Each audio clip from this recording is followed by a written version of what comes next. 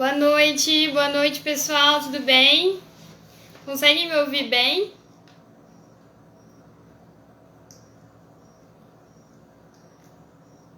Estamos ao vivo.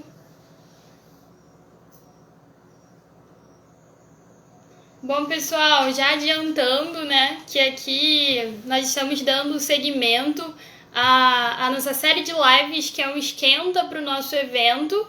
Então eu já queria dar alguns avisos que essa semana nós estamos nos últimos dias de inscrição do evento, então não percam essa oportunidade de participar de algo que vai ser tão incrível. Lembrando que o nosso evento ele vai acontecer nos dias 17, 18, 19, 24, 25 e 26 de novembro, no formato online. Vocês podem acompanhar e ficar por dentro de todas as novidades também aqui no nosso perfil do Instagram, tá bom?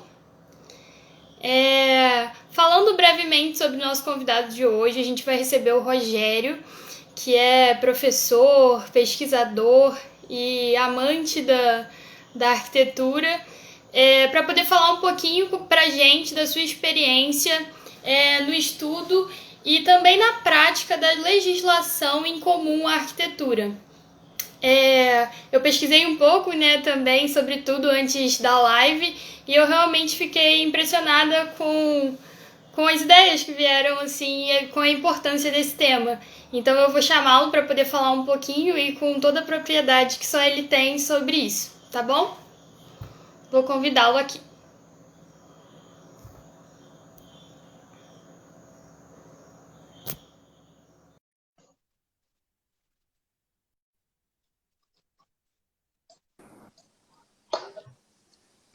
Olá, Rogério, tudo bem? Olá, tudo bem? Tá me ouvindo? Consegue me ouvir direitinho? Sim, consigo. Você tá ouvindo Primeiramente, direito? eu vou aumentar um pouquinho aqui, que tá um pouco baixo para mim.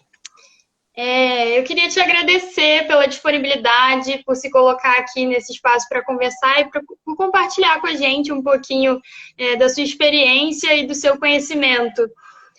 Como a gente sempre faz aqui, eu queria abrir esse espaço para você se apresentar, para você já iniciar falando um pouquinho para a gente da sua trajetória e como que seus caminhos te levaram até hoje. Então, quero agradecer a você e ao pessoal do NPEA, né? Esse evento que é tão importante para o ensino do paisagismo, né? Tenho participado desses eventos e é muito bom poder, mesmo na pandemia, a gente está fazendo essas lives preparatórias, né? E o próprio evento que a gente está convidando todo mundo a participar, né? Então, um pouco da minha trajetória, assim, eu vou falar um histórico, porque a minha trajetória profissional, ela se confunde um pouco com as coisas que eu produzi, né? Em termos acadêmicos. Eu me formando em 91 na FAU-FRJ e eu saí direto para trabalhar com projeto de arquitetura, né? Com projetos de edificações e edifícios residenciais. E essa trajetória é muito ligada à legislação. O meu pai era muito ligado é muito ligado a essa questão de legislação, né? E eu comecei a trilhar esse caminho também. E muito afastado, então, da academia, não tinha essa ligação, né? Eu vejo muitos jovens, já como bolsista de iniciação científica, eles já têm essa coisa com pesquisa, e eu, até por causa da época que eu estudei, a gente não tinha tanto isso como a gente tem hoje, questões tão importantes para a nossa arquitetura e urbanismo.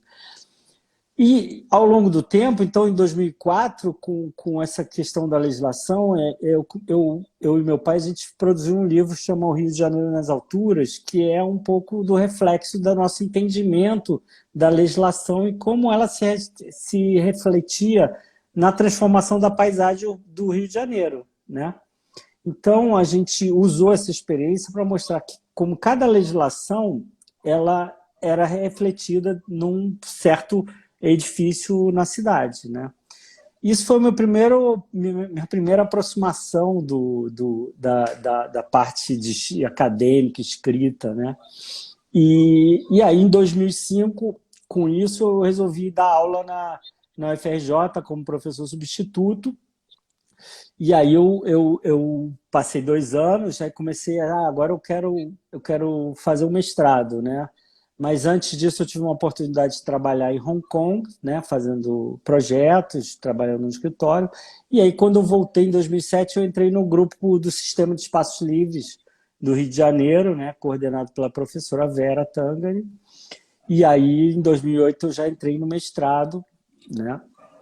E aí no mestrado eu sofri um pouco por ter uma coisa muito prática de projeto e muito longe dessa questão de escrita, né? Muitas vezes eu achava que eu estava falando sobre um assunto que todo mundo dominava, né? E eu precisava então ser mais didático nisso, né? E em 2008 então eu faço um mestrado que é sobre Copacabana, né? Sobre os espaços livres de Copacabana. Por incrível que pareça, todo mundo perguntava onde são esses espaços e eu consigo demonstrar onde eram, que na verdade a gente tem uma situação de espaços livres intraquadra, né? Dentro de Copacabana. Então eu faço todo um histórico da legislação e da formação desses espaços. E a minha intenção, na verdade, em Copacabana era muito, como do Rio de Janeiro nas alturas, era falar sobre algo que existia, né? Sem fazer um juízo de valor ou fazer alguma crítica, né? E eu fui aprendendo isso para poder depois me ter mais liberdade para fazer alguma crítica à legislação e à cidade, que é o momento que eu estou. E depois de Copacabana, né, que eu publiquei o livro em 2012 sobre o mestrado. Em 2014 eu entro para o doutorado, né? O mestrado foi orientado pela professora Vera e o doutorado também pela professora Vera, porque eu não conseguia largar a professora Vera, ela já deve não aguentar mais, né? Mas eu tive a ajuda do professor Jonatas Magalhães como co-orientador. Então, e aí eu fui passar para algo que não era assim, que era fora da zona de conforto. Por quê? Porque antigamente eu trabalhava o que já existia, o que já tinha sido, né? Copacabana, o histórico, o Rio de Janeiro nas alturas, contava uma história. Eu fui falar sobre Vargem Grande, onde era um espaço que não existia nada. Vargem Grande, para quem não conhece, é uma área na Zona Oeste, onde o Recreio dos Bandeirantes, né? Onde tem a incidência do Plano Lúcio Costa. Então, uma área que, com a Olimpíada, ela estava sendo muito procurada pelo mercado imobiliário. Então, eu participei de uma pesquisa junto com mais 20 pesquisadores, que eram pesquisadores aqui do Rio e pesquisadores da PUC Campinas, todos trabalhando esses espaços de expansão, né, áreas de expansão.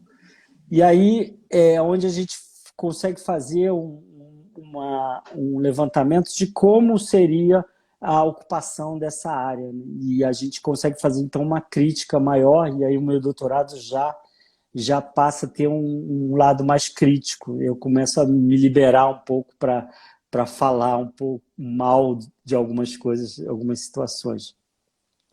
E aí,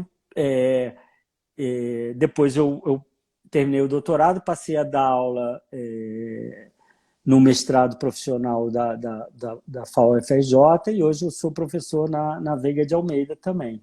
E aí, recentemente, eu publiquei um livro com meu pai também chamado Rio Legal, que falam a gente faz algumas críticas, né? Agora eu peguei o prazer da crítica, eu estou criticando tudo que eu vejo, né? Então a gente pega algumas situações que acontecem na cidade por causa de uma certa legislação e a gente faz assim um texto abordando aquilo, né? Como é que aquilo aconteceu. Por exemplo, a gente fala sobre os puxadinhos nas coberturas, né? Que elas cada vez vão se ampliando mais, e como é que isso aconteceu e como se consolidou, pelo menos na paisagem do Rio de Janeiro. Então é um pouco essa trajetória e onde eu estou agora, né?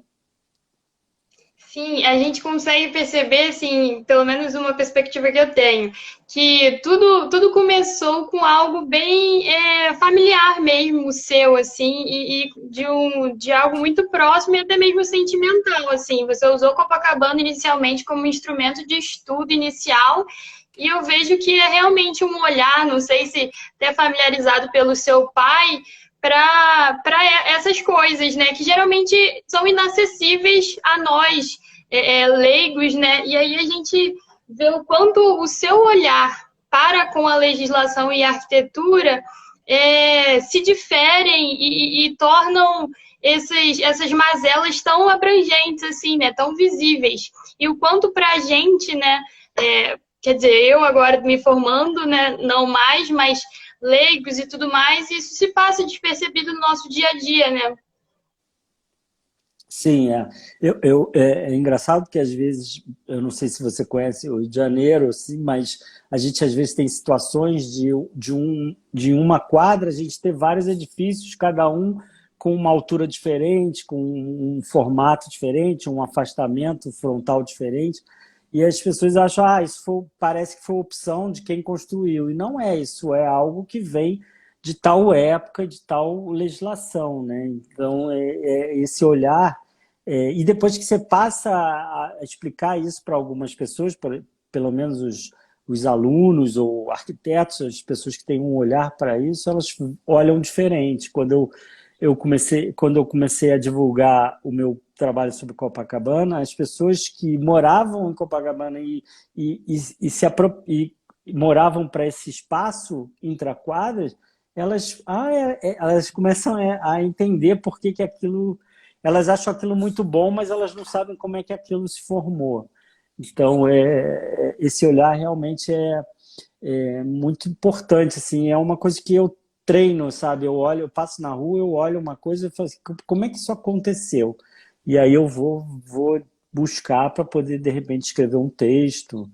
Mas essa coisa de Copacabana, eu morei em Copacabana, esse olhar, às vezes, quando a gente está trabalhando em algo muito próximo, às vezes a gente tem um olhar, algo já pré-concebido, né? A gente já acha alguma coisa. Em algum momento eu tive que me afastar um pouco para poder ter uma análise mais isenta daquele espaço, né? E foi Crítica, né? isso. Sim, É. imagino. E eu queria que você compartilhasse também, assim, porque a gente, quando olha de fora, a gente vê Copacabana como um espaço muito adensado. Eu Uhum. imagino que você, com seus estudos, você deve ter acessado coisas surpreendentes, assim, né? Então, eu queria que É. você compartilhasse um pouquinho também com a gente sobre esses resultados. Então, para desmistificar isso, eu tive que levantar a área de todos os edifícios de Copacabana, né? Então, quanto era a projeção de cada edifício, para eu poder fazer uma conta de quanto era a taxa de ocupação daqueles edifícios em relação ao bairro todo. Então, foi um trabalho muito grande. A gente, lá no Grupo Céu, muitos dos bolsistas ajudaram, né? E fizemos um SketchUp, um 3D. E aí, depois disso, eu fui pegar então a área real de Copacabana, que inclui a praia e a parte do morro, né? E aí eu joguei essa diferença. Quanto é a área ocupada dos prédios em relação à área real de Copacabana, pelo menos a área legal, né? E eram 23%. Então, 23% é assim. A gente vai fazer uma casa, normalmente falar 50% que você vai ocupar, né? 23% é muito menos, né?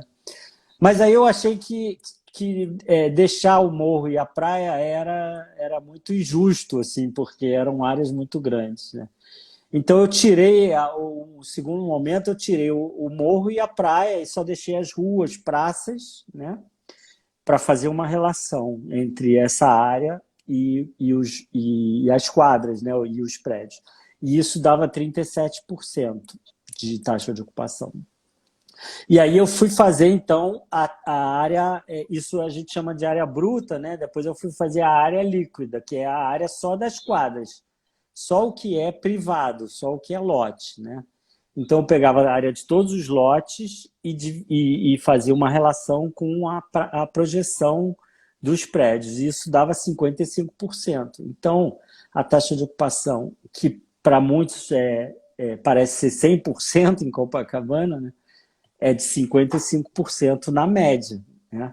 Então, não é assim. Hoje, se você for construir na Zona Sul do Rio de Janeiro, a tua taxa de ocupação é 70%. Né? Então, você vê que essa coisa dos espaços intra-quadra, elas conseguiram limitar a projeção dos prédios e melhorar, então, essa ocupação do bairro.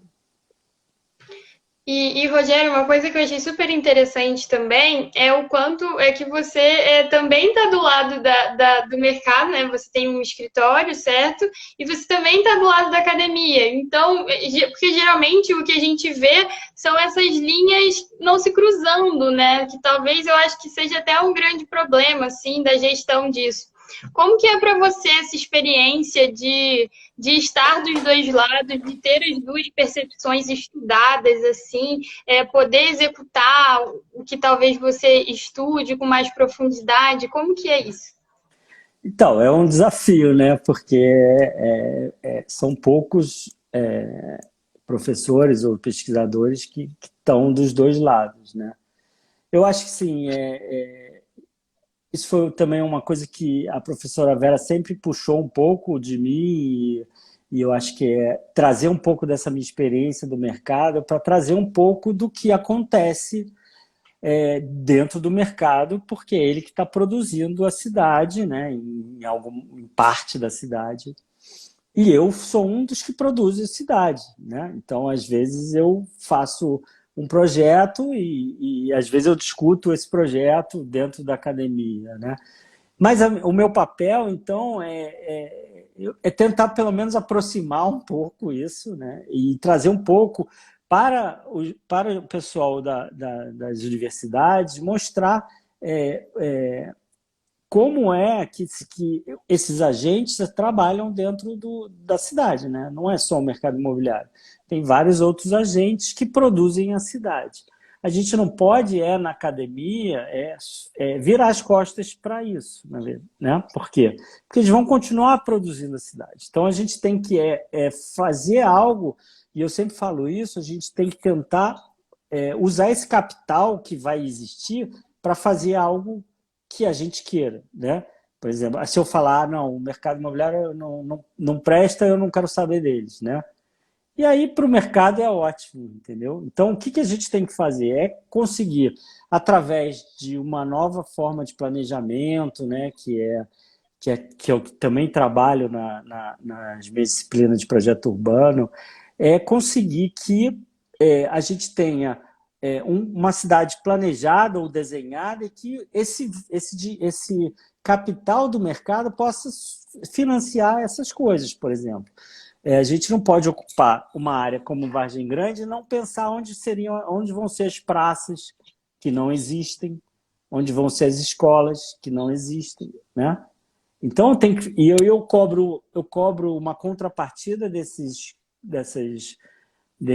construtores e um dinheiro que vai para um fundo que ninguém sabe qual é, né? Então ele deveria estar totalmente vinculado à infraestrutura daquela área. Então eu vou construir um edifício, mas eu vou construir a praça, né? Então se eu não viro as costas para esse capital, porque na verdade se a gente for esperar tudo do Estado, a gente não vai ter. Então eu tenho que pegar esse capital e usar. Olha, você quando for fazer uma edificação, um conjunto de edificações, em vez de você pagar a contrapartida, você vai construir essa escola, né? Ou você vai construir essa praça. E até construir a habitação de interesse social, porque a gente esquece isso, que a gente deveria, então, trazer a habitação de interesse social para esse conjunto de quadras, né? A gente não deve... uma coisa que a gente vê muito na pesquisa do CEL, que a Barra da Tijuca foi ocupada pela classe média e os trabalhadores desses grandes condomínios foram morar na Rocinha, Rio das Pedras. Então, quando eu construí a Barra, né, no plano Lúcio Costa, então eu teria que ter um conjunto de áreas para classe A, B, C, sabe? Eu teria que ter todas as classes dentro de um espaço, né, que pudessem eles pudessem se utilizar daquela infraestrutura, né? A gente não pode ter um parque, uma praça só para um tipo de classe, né? Então a gente tem que ter. Exatamente, a gente tem esses espaços comuns nos lotes que ficam cercados por muros, né? Enquanto eles podiam estar expandindo para áreas públicas e realmente comuns, né? Comuns É, para quem? então, esse é um pouco do que eu estou trabalhando na minha disciplina de projeto urbano, que fala um pouco sobre as escalas da cidade, né? As escalas da cidade, que é a macroescala, a escala do bairro e a escala da rua, porque, na verdade, a gente faz um plano diretor, mas a gente vive na escala da rua. Então, aquele plano diretor tem que se refletir na escala da quadra. E no Rio de Janeiro isso não acontece. O plano diretor é uma coisa, as legislações para os bairros são outras, né? E o que se faz no nível da rua é outro. Então, a gente não trabalha esses três níveis. E eu acho que a gente tem que planejar e tudo sendo relacionado dentro dessa. O plano diretor tem que falar com a escala mais micro, que é a escala da rua.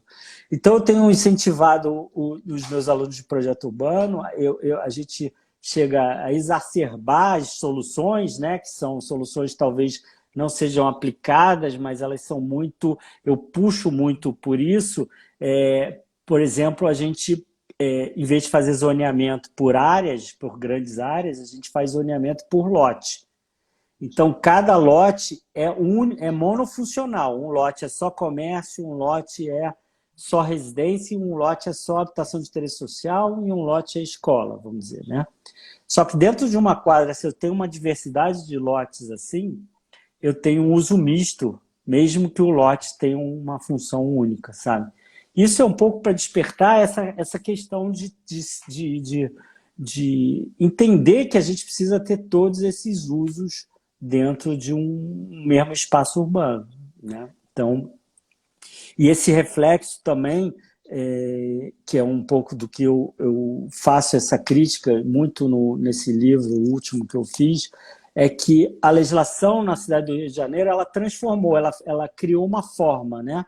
E é uma forma urbana que tem diversos momentos. Uma hora os prédios são altos, outros prédios são baixos, né? E a legislação ela induz a paisagem. E, na verdade, o que eu também falo nas minhas disciplinas é que a forma deveria ser a base para a legislação. Então, eu planejo antes, eu faço uma forma urbana como eu quero e depois eu vou trazer a legislação. Porque a gente tem muitas legislações que não desenham e não explicam o que ela quer. Então, se a gente desenha antes, é mais fácil de fazer a legislação e não deixa dúvidas nem coisas, fios soltos, né? Então, um pouco do que eu tenho trabalhado nas minhas disciplinas. Sim, a gente tem uma percepção, eu acho, que as leis elas realmente surgem para poder já limitar um problema talvez existente e no momento em que ela deveria ter guiar o nosso planejamento futuro, né? Assim, na minha parte profissional como escritório de arquitetura, eu sempre falo, eu tenho muitos embates assim na prefeitura, falando assim, que a gente às vezes se preocupa muito com o que o cara fez dentro do apartamento, se ele fez um banheiro, se ele fez um closet, sabe? Então, isso, a gente se forma para isso, a gente é responsável por isso, a gente não precisa da prefeitura para dizer como eu vou fazer, né? A prefeitura precisa se preocupar como o edifício se relaciona com a cidade, qual a contribuição dele para a cidade, né? Então, se a gente tiver essa preocupação, tirar um pouco os técnicos dessa coisa do dia a dia, de olhar muito o interior dos prédios e passar a entender a forma da cidade, a gente vai melhorar muito esse entendimento. Eu sempre falo que a gente faz, na Olimpíada, a gente construiu vários hotéis aqui no Rio de Janeiro. Muitos não nem terminaram ou eles faliram, né? Eles não foram adiante. E o que você faz? Aquele edifício, aquela forma ficou na cidade, é uma marca da cidade, né? E aí você quer transformar ele em outra coisa. Outra coisa não vai ser mais um hotel. Então aquele uso interno não tem mais importância, né? O que vai ficar é aquele objeto em relação à cidade. Então a gente tem que se preocupar muito com essa forma, né? Com como é que esse objeto vai ser inserido, qual a contribuição dele para a cidade, né? E então é um pouco essa visão, né? De mudar um pouco o espectro do como olhar, né? A legislação da cidade, das cidades, por exemplo. Sim. A gente teve uma pergunta aqui que foi do Portal Arquitetura. É a nossa professora Tatiana Portela. Ela diz assim: Cada, uma boa noite. Excelente colocação. Como que você vê que os PUs, o Plano de Estruturação Urbana da cidade do Rio de Janeiro, alteraram a paisagem de Copacabana? Então, na verdade, esses planos, não sei se é esse que ela está falando, mas os planos que alteraram a paisagem de Copacabana são da década de 1940. Eles que implementaram esses limites de profundidade que criaram essas áreas coletivas, né? Então, eles determinavam uma projeção horizontal do seu edifício e um limite de altura, vamos dizer, você poderia fazer 12 pavimentos. E isso marcou muito, porque na época, em 1946, a produção imobiliária em Copacabana, 1940 e 1950, era muito grande. Então, isso marcou muito a cidade, o bairro. Em 56 ou 54, não me lembro direito, mudou. Esse plano passou a aumentar 2 pavimentos. Então, onde era 10 passou para 12, né? E isso marcou muito marca até hoje a paisagem de Copacabana. Às vezes a gente fala... eu gosto muito desse sistema de projetar assim, dando um limite de profundidade, um gabarito. Talvez Copacabana não precisasse ter tantos pavimentos, né? Se você tivesse ali 8, a gente teria então uma sensação melhor, porque a relação entre a altura e a largura da rua ia ficar mais confortável. Mas ele marcou completamente os planos de urbanização de Copacabana. Tivemos também no Catete, no Flamengo, parte de Laranjeiras, né? A gente teve esses planos que vieram na década de 1940.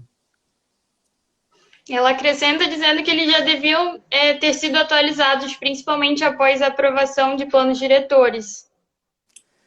Sim, Copacabana vai ficando sempre, porque como um bairro muito consolidado, muito adensado, você fazer um plano, porque na verdade você poderia ter um plano para completar os espaços que não foram feitos. Então a gente tem muitas empenas cegas, isso não é bom. Então talvez a gente pudesse fazer um plano para esses espaços. Mas como é um bairro muito adensado, sempre que você fala de Copacabana é muito passional, né? As pessoas amam ou odeiam. Então, trazer um plano para Copacabana talvez seja um assunto que alguém vai falar: não, mas Copacabana não precisa de um plano urbanístico, né? Não precisa, já tem muita gente e tal. Então fica. Mas um bairro que tem 3 estações de metrô, tem praia, tem praça, escola, e talvez ele devesse ser adensado um pouco, né? Ou um pouco mais adensado, porque ele tem uma infraestrutura que a gente não tem, por exemplo, na Barra da Tijuca, né? Para onde a cidade tem crescido, né? Muito mais do que para essa área. Isso é uma questão de discutir, né? A gente tem que botar na mesa e não fugir do assunto. Sim, isso que eu ia. Até uma dúvida minha, assim, mas que eu fiquei pensando. Como que você vê realmente o futuro e um planejamento para uma área que já é tão estritamente assim, limitado ou não, né? Se você realmente vê o que devemos ter um planejamento para aquilo ali e esse crescimento mais interno? Como que seria, assim? Então, isso é uma coisa que eu tenho discutido e às vezes tem até umas polêmicas, né? Eu acho que tem que ter, assim, tem que ter, porque um bairro totalmente infraestruturado, com todas as condições, e você tem que fazer um plano para as áreas que ainda não foram edificadas ou tão pouco edificadas. Por exemplo, a gente fala muito de fazer habitação de interesse social no centro. É uma das coisas que eu discuto muito. Tudo bem, a gente vai habitar o centro, né? Mas a gente vai habitar o centro para quem é de uma faixa de renda mais baixa, ela vai habitar o centro e ela vai fazer mercado aonde, ela vai estudar onde, não é?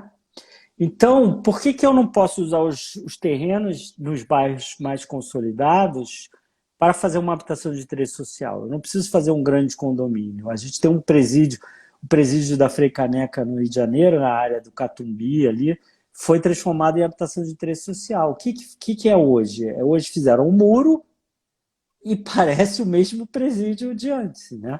Então a gente tem que levar, a gente não pode fazer um grande condomínio, a gente tem que fazer habitação de interesse social, fazer 100 apartamentos aqui, 80, a gente tem que infiltrar ele dentro desse espaço urbano. Então isso é uma das coisas que eu falo. Mas a gente vai habitar o centro vai habitar o centro com habitação de interesse social. Mas hoje no Rio de Janeiro a gente tem um movimento da classe média e construtoras de grande porte fazendo edificações para a classe média no centro, né? E eu sempre digo, muito bom, deixa eles fazerem, porque a classe média não vai para o centro se não tiver mercado, não é? Se não tiver infraestrutura. Então, quando a classe média fizer sua infraestrutura com todas essas coisas, aí a gente, agora vou colocar uma habitação aqui, interesse social, uma escola, e eu começo a usar isso, se eu for primeiro para o centro com a habitação de interesse social, vai faltar várias coisas, né? E eu vou fazer o quê? O cara pegar um metrô para ir para Botafogo, para ir no mercado, né? Então não posso. Então um pouco dessas ideias que a gente às vezes discute e briga um pouco com os companheiros, assim, né? Surreal. Às vezes a gente também trabalha muito nas utopias, assim, de Jane Jacobs, alguns Young Elf, em alguns autores, e a gente esquece de trazer realmente para estudar o que a gente tem aqui, né? Bem sólido mesmo. E eu queria saber também, Rogério, assim, numa perspectiva sua, mais uma vez, de atuante de ambos os lados, onde você acha que está o problema? Ou melhor, onde está a solução? Talvez na gestão disso, na inacessibilidade dessa legislação, também a população, o quanto ela, até para a gente mesmo profissional, a gente às vezes se distancia desse assunto por plena burocracia, né? Mas no fim são elas que guiam os traços da nossa cidade, né? Com o passar do tempo.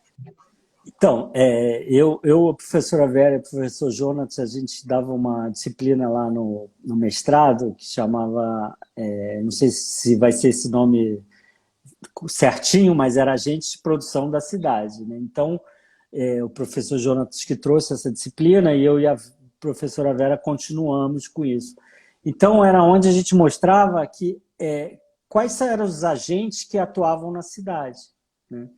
E existem vários agentes, a gente trabalhava com alguns, mas o próprio dono de um estabelecimento, ou um bar que ocupa, que ele avança seu bar para a calçada, ele está atuando dentro da cidade, né? Ele é um agente, não, pode ser que tenham agentes mais fortes e menos, mas todos são. O que a gente coloca isso que você falou do Yangel, Jane Jacobs, né? Eu sempre falo que se fosse só aplicar Yangel e Jane Jacobs, nossas cidades estariam maravilhosas, né? Que era só pegar e falar, vamos aplicar. Mas a gente não vai mais dar Yangel? Não, a gente vai dar, eu uso muito, mas nesse percurso, a gente tem os agentes que vão tentando desfazer o que Angel e Jane Jacobs falaram, né? Então a gente tem que lidar com isso, a gente tem que jogar, porque na verdade a disciplina era um jogo, né? Então cada um era um agente, então eles jogavam e disputavam a cidade. E aí, isso é muito para mostrar que nós, arquitetos, temos que jogar o jogo. A gente não pode dizer que um governo é horrível e aí a gente vai para dentro da universidade e se fecha. A gente tem que estar sempre lá quando chamam a gente. Nós do Grupo Céu, a gente está em todas as coisas que chamam a gente. A maior parte a gente não consegue emplacar grandes coisas, né? Mas a gente não deixa de ir e botar nossas ideias, né? A gente fala, olha, isso... tem que ser assim, mas aí você está brigando com outros agentes. Mas se você vira as costas, é a mesma coisa. Eu nunca ganhei na loteria, mas também eu nunca joguei, né? Eu não vou ganhar nunca. Então, eu preciso jogar, mesmo que tenha poucas chances agora, mas no momento que todos jogarem, pelo menos todos os arquitetos, eu acho difícil a gente não conseguir emplacar alguma coisa, né? A nossa cidade de Campos, você falando, eu só consigo pensar nisso, Rogério, que Campos é uma potência, assim, em cidade, em município, vide o seu tamanho e demais potenciais, assim. Até mesmo urbanístico, que é uma planície que daríamos para fazer muitas coisas. Mas e com muitos arquitetos, eu acho que falta um pouco dessa nossa função de estar mais próximo, assim, dessas decisões para garantir um futuro próspero. Eu queria também que a gente já está finalizando para abrir esse espaço para que você falasse um pouquinho dos seus livros, que eu achei bem interessante, eu acho ideal você compartilhar com as outras pessoas. Então, eu tenho 3 livros, né? O de 2004, que é o Rio de Janeiro nas Alturas, que eu fiz com meu pai. Em 2012 eu lancei Por Dentro de Copacabana, né? Descobrindo os Espaços Livres do Bairro, que é fruto do meu mestrado. E agora eu estou lançando esse que é o Rio Legal, que é um livrinho pequenininho, que faz alguns textos curtos sobre a legislação, que faz uma crítica sobre alguns pontos da legislação e seu reflexo na paisagem. Mas eu também estou querendo publicar o meu livro de Vargem para depois encerrar minha carreira de autor de livro, né?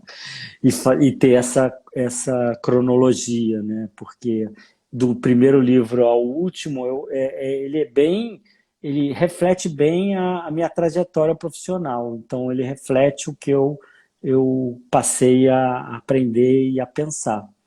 Então, acho que é legal ter esses 4, né? Para mostrar o meu pensamento e aí deixar para vocês mais jovens produzirem os novos, né? Os novos livros.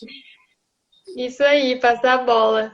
Mas eu queria muito te agradecer, Rogério, pela oportunidade, por estar compartilhando com a gente todos esses estudos maravilhosos. Tem algum meio que a gente possa sempre estar acompanhando? Você publica em algum lugar? Eu publico a página da minha empresa, né? Que é o Facebook DC Arquitetura, né? Ou eu tenho também no Instagram, e ali eu boto os textos, eu boto os livros, e é ali que eu publico as coisas que eu vou pensando, né? Ou me chama de novo para a gente falar. Vai ter uma próxima conversa, tem que ter, a gente tem que manter isso. Mas a próxima também é no evento, todo mundo tem que vir participar para ter mais debates, né, tão legais como estão sendo aqui. Então, Rogério, eu queria muito te agradecer por esse gostinho aí do seu trabalho, foi muito legal para mim saber um pouquinho e conhecer um pouquinho de você. Com certeza eu vou levar para frente e como uma referência. Então, muito obrigada também. A gente se vê no evento. Sim, com certeza. Obrigado vocês, obrigado ao pessoal da Enepeia e até lá, né? Isso aí. Pessoal, mais uma vez reforçando que as nossas inscrições estão acabando, então corram, vão fazer parte disso, porque esse papo com o Rogério foi só um pouquinho do que vai ter no Enepeia. tá bom? Muito obrigada, pessoal. Boa noite. Obrigada pela atenção de vocês. Tchau, Rogério. Tchau, abraço. Tchau.